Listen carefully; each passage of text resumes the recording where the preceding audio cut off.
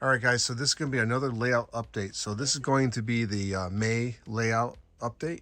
And as you can tell, I'm still working on the yard. I got one track in. Now I'm working on this one tonight. I'm hoping in the next couple weeks to get this done because all my circuits for my track detection are ready to be installed. So my friend wants to come back over and install them for me. So I got to get this done, and then we're going to put the tabletops back on. So let me get back to work, and then I'll show you another progress video. We'll be right back. All right, guys, so we're going to be using brand new Atlas track because I am running out of track really fast. I want to tell you a quick story about this track. So this is left over from when I built the layout originally, my old layout. And I ordered a case of this track from a local hobby shop that's no longer in business. And I didn't want to drive all the way up there to get it. So he asked me how I want to ship it down. And at the time, the railroad was, there was an actual freight train going by the hobby shop. And a friend of mine was an engineer. So I said, give it to my buddy and he can bring it down to my house. So this rail, this whole case of rail was shipped by an actual freight train. So it's a nice little story I like to tell about the history of this track. But so let's get back to work, and then we'll show some more progress. All right, so I got this track in, and I got one more to go. Actually, two more to go, but it's definitely coming along nice. So we'll be back.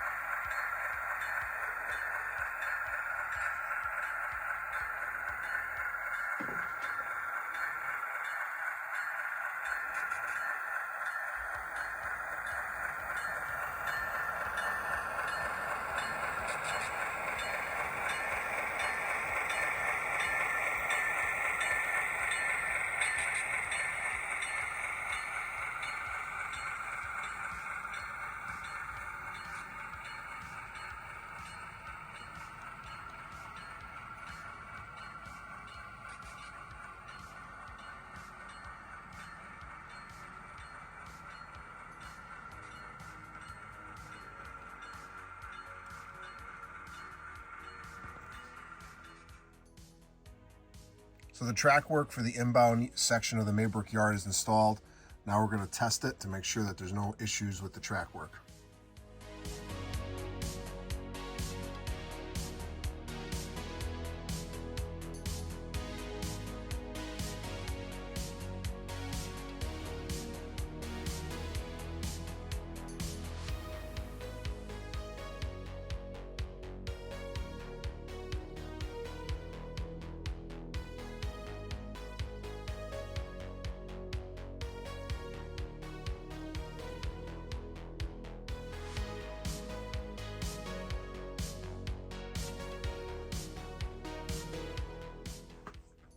All right, so that test proved to be successful. No derailments, no issues at all.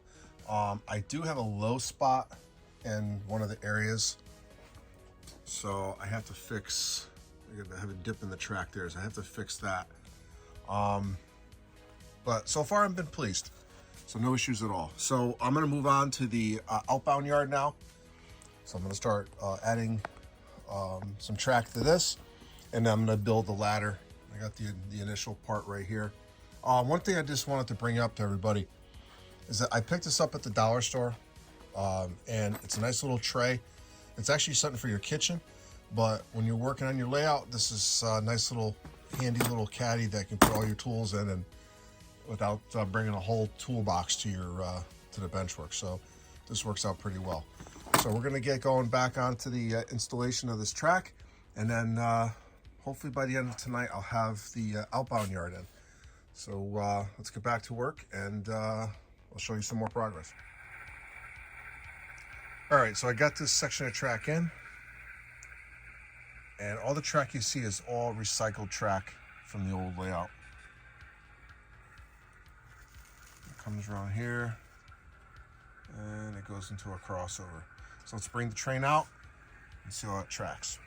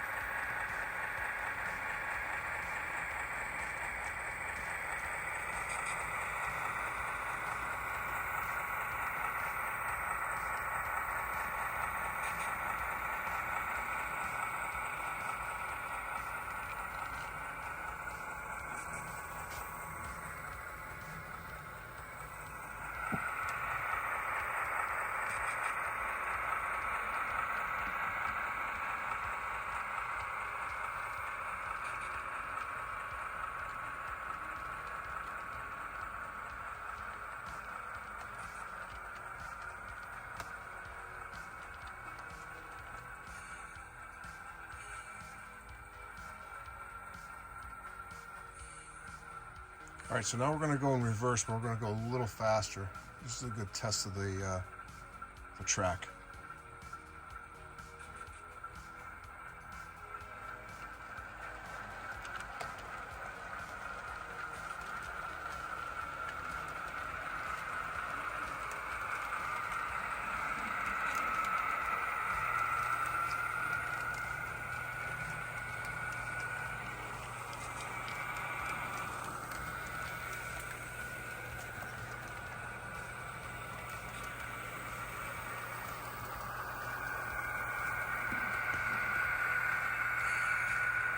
All right.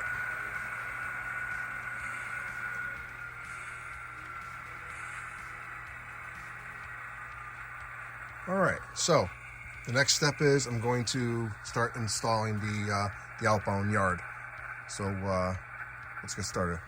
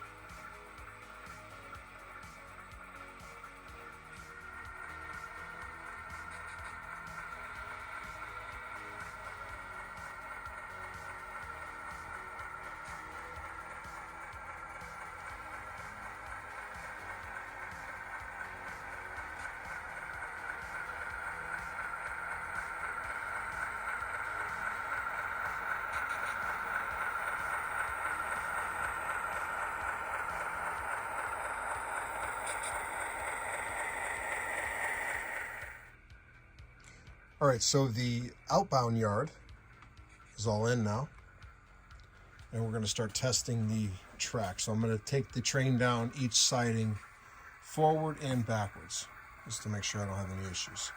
So I got my train, my test train ready to go. So let's get the camera set up, and we'll start testing this track.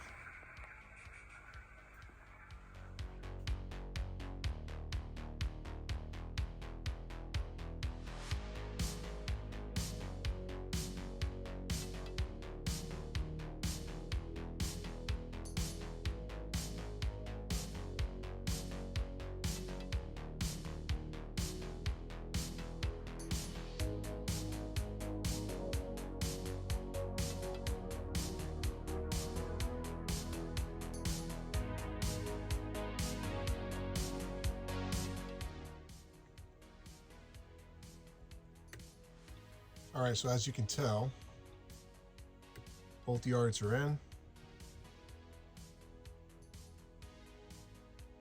And they're ready to go. They've all been tested.